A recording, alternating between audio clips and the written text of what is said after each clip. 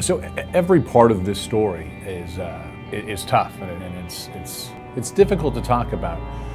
But there are moments, little slices that kind of at least gave you a sense of hope, or some sense of that maybe it'll take time, but everything's going to be okay. One of those moments for me was the day the 19 hotshots were taken from down here in Phoenix at the medical examiner's office, and they were escorted back up to Prescott, essentially to their home. And part of the route came by my house up near Carefree Highway. Well, I got out there about maybe 3 hours before that procession passed by. And that road is, on any given day, is empty. 5, 6 cars in a 15-minute span will go through it. Well, on that day, the street was already lined with people for probably about a mile. There were cars, there were people, there were fire trucks, they had signs. And it just gave you that sense that this community, this state really, was united. Maybe it was united in pain, maybe it was united in heartache, but I think a part of it was also it was united in, these guys are heroes, and we're going to remember them, and somehow it's going to be okay. And I can remember just seeing these little kids playing on the side of the road, and they had fire trucks, and they're just playing with their little fire trucks. And they don't completely understand what's going on. But as somebody who does, it was inspiring to see what hopefully could be the next generation of firefighters.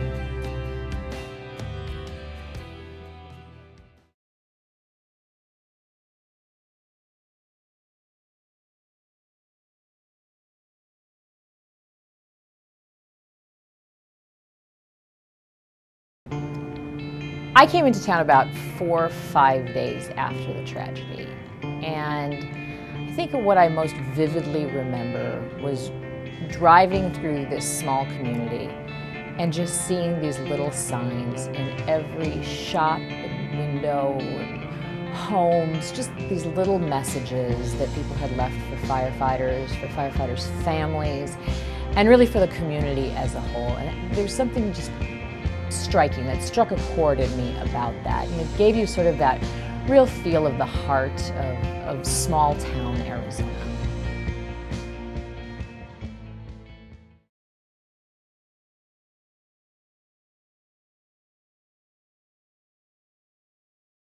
I will never forget standing in front of Fire Station 7 and watching that shrine grow by the minute. People bringing teddy bears and flowers and handwritten notes.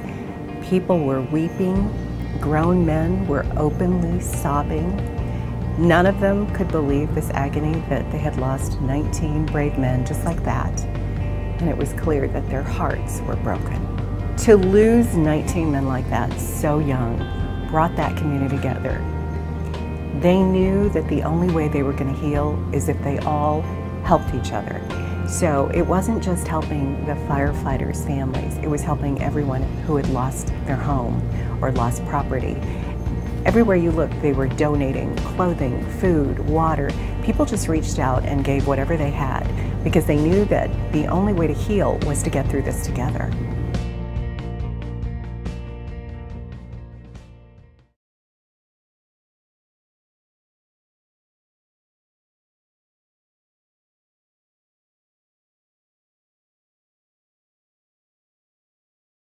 When I covered the memorial, I will always remember the hundreds and hundreds of people who came out in the blazing heat and the countless firefighters who came from all across the country to pay tribute to these fallen firefighters. And we were all watching on the huge Jumbotron out in the parking lot. And it was so quiet. as they were watching the stories of these firefighters. And I just remember how somber it was, how quiet it was, and just how touching it was. I think that's what hit me the hardest, was just hearing their stories and hearing about who they were as fathers, as sons, as brothers. And it really hit home then.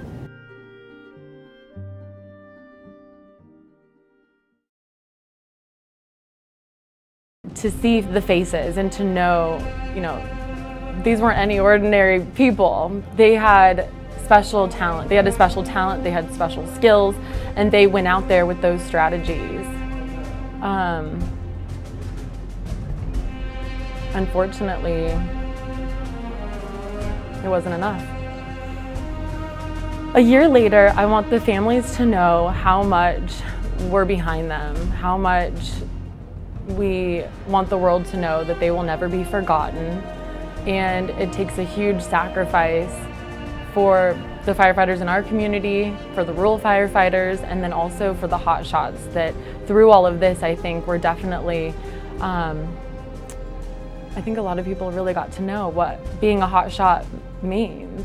A lot of people realized it's hard, it's a tough job. You're out there 24/7, living, breathing, you know, you're sleeping, you're out there on the lines. And not only does it take a lot to train for it, but it takes a lot to actually go out there and implement that.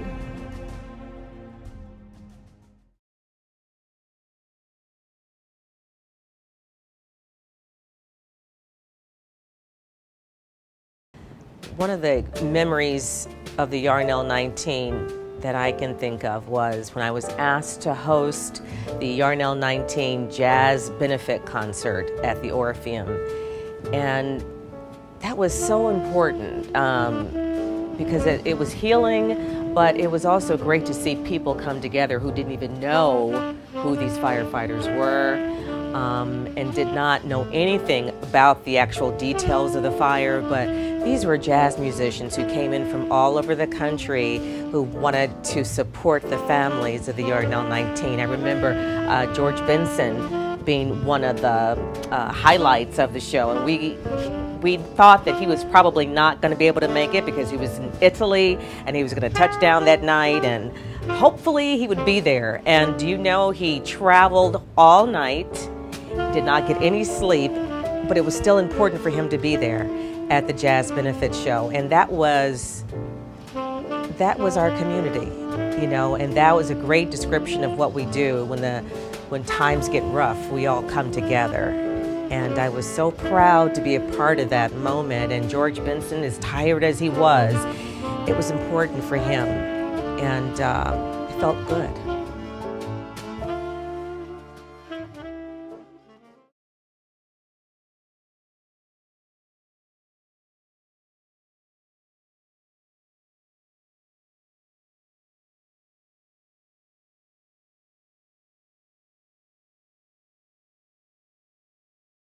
So right when we heard about what had happened, I got a call in the middle of the night to go straight up to Prescott.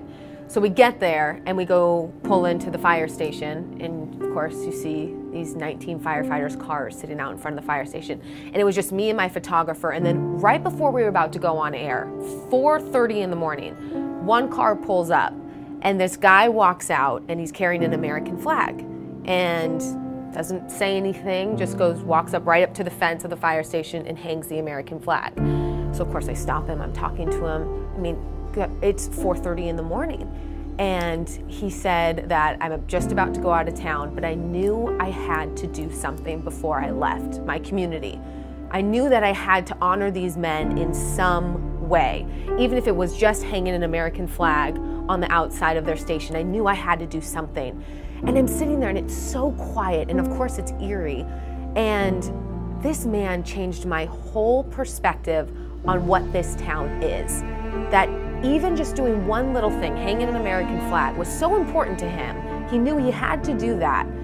And then it was so wild to watch over the next couple of days that whole fence become just this makeshift memorial. Hundreds of flags, hundreds of notes, flowers, everything. Not just from people in the community, but from people all over the country.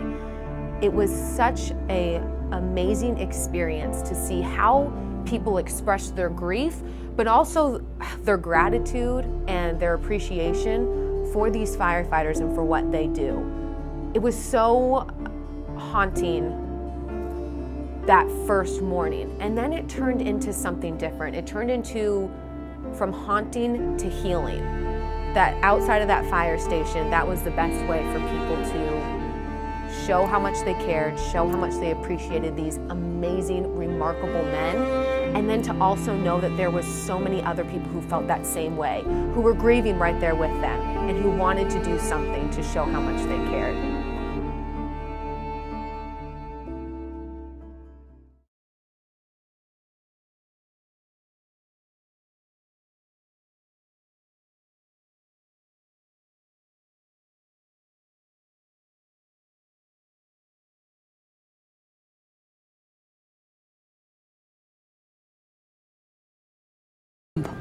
You know, I was at home on that Sunday afternoon working in my garden when all of a sudden I felt the winds change, and it was probably about 2 hours later that we got word of what we believed had happened in Yarnell. And I came into work. I'm trained as a wildland firefighter type 2, and so I wanted to bring that knowledge and that experience to just what was going on up there. As the details started to unfold and we realized it involved the hotshot team out of Prescott, I knew that I knew one of the firefighters because he was my trainer when I was trained as a wildland firefighter. That next day when the list came out of the firefighters, and I remember opening that email and just the punch to the gut that it was Eric Marsh, and realizing that, you know, his story was so important to get out there, and that knowing one of the firefighters individually, we needed everybody to know all 19 individually.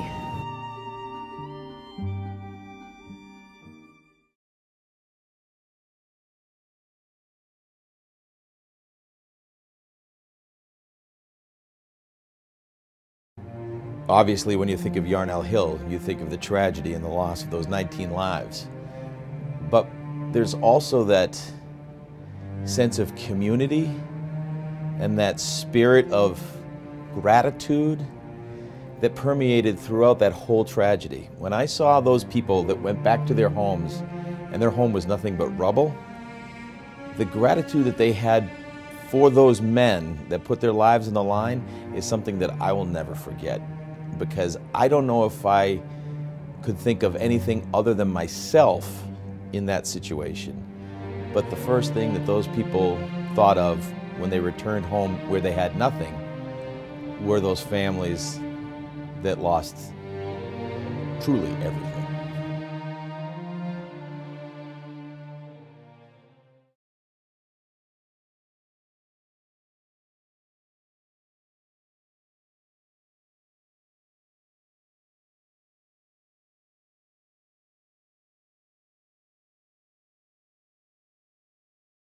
I spent a couple of days outside of the medical examiner's office. There was a lot of people. I remember firefighters from various cities showing up, police officers showing up. We first got there hours before the hearses arrived, hours before. We were some of the first people there waiting. And it was the most interesting mix of people. It was people who worked in downtown Phoenix and knew that this was happening and wanted to just have their moment with these men. And ladder trucks showed up, and I remember there were a couple of them, and the street was all blocked off, and they were on either side of the street with their ladder trucks, and they lifted a flag up above the street where the hearses would pass under it. It was a tough story to cover, for sure. It really was.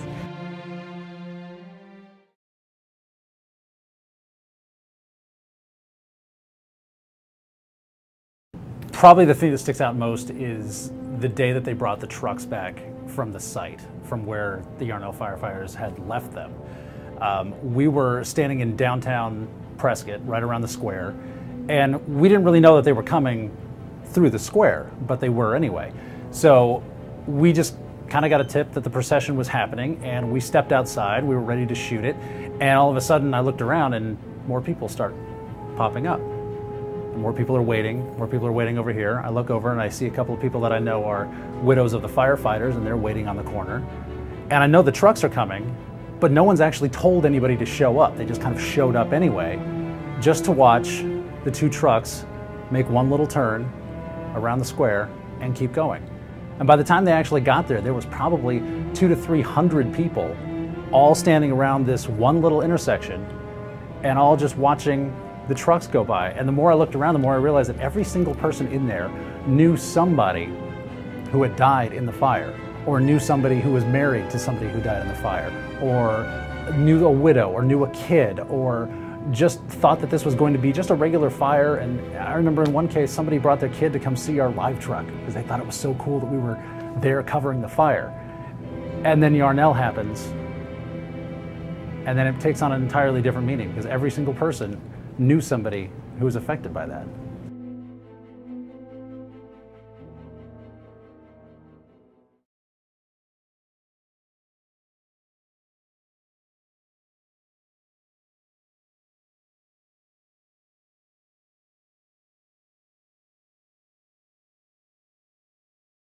It was unbelievable. There's really no other way you can put it in a good way. I had gone back up there on a couple of occasions, again with Joe Dana, to work on stories that talked about the recovery. And you saw, and I distinctly remember one story that we had shot, and you pull up to the scene, and it was kind of out of the way, out of the town, down some side roads here and there, but you know, it had been affected by the fire, homes had been burned, and just land had been destroyed. But you saw people from, whether it was the street, the neighborhood, the town, showing up. Everything from pallets of water, boxes of food, hauling lumber, carrying circular saws to help rebuild a complete stranger's house.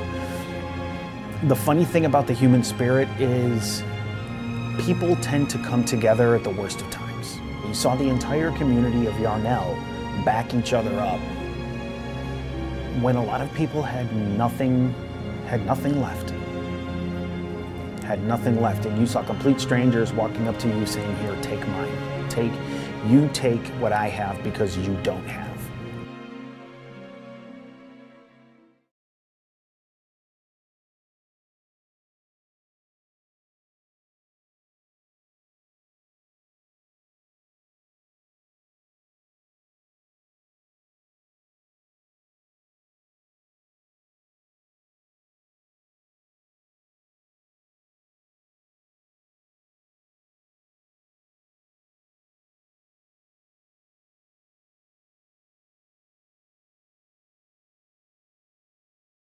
Early on, I started to hear stories about this mystery man who actually went into the community and was rescuing people as the fire was coming up to their homes. Probably one of the most dramatic stories was an 85-year-old woman and a 65-year-old man who didn't have a car at the time. And the fire was coming up to their homes, and they had to actually walk out from the fire. The embers are falling around them, the flames are crossing the road, they can barely see 5 feet in front of them, and the man had to make a difficult decision to leave the woman. She couldn't go any farther, and he had to go for help. And as he's walking down the road, he comes upon a firefighter who, on his own, has decided to drive into Yarnell and try to save as many people as he could. And he actually picked up the man, they went and rescued the woman, and they credit him with saving their life.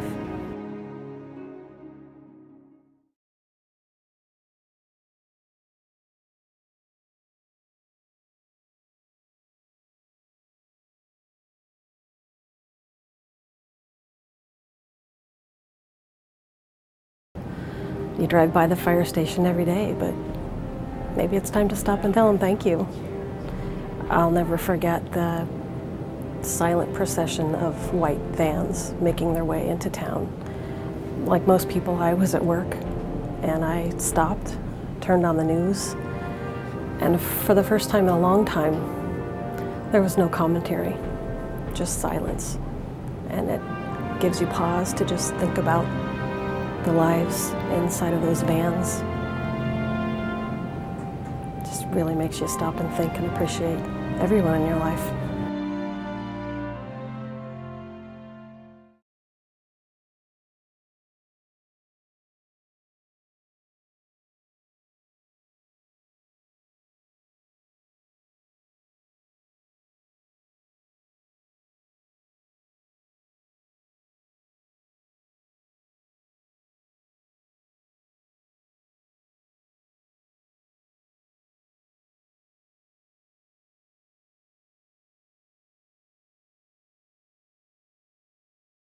On July 4th in the morning, a photographer and I went to the southernmost checkpoint on Highway 89. Every morning they would have a briefing there, and that morning the briefing was pushed further up the road past a restaurant. And on the way to the briefing I saw a sign that said Yarnell 9 miles. I thought on social media, even though it said Yarnell 9, that people would see that as something that was touching. We went to our briefing, and as we left, I stopped and got a picture of the sign. And as we drove further back towards the valley, my photographer looked in the rearview mirror and he pulls the car to the side of the road. And he says, "I think we need to take a picture here."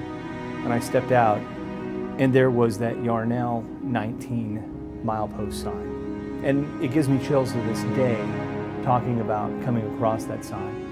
Soon after I posted the picture on social media, it took off, and people shared it. They saw what I saw, which was this eerie reminder of what had happened, and this sign that had been there all along. No one noticed until after those 19 men died. It struck people the way that it struck me, that this was some kind of memorial.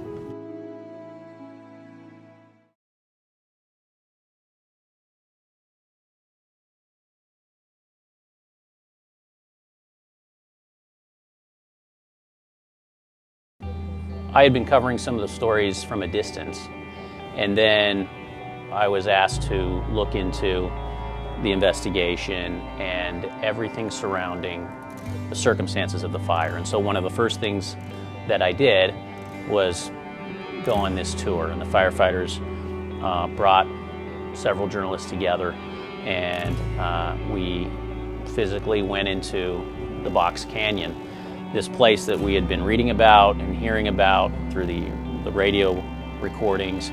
And so I remember when I arrived there, I was just so surprised at how small and intimate it felt.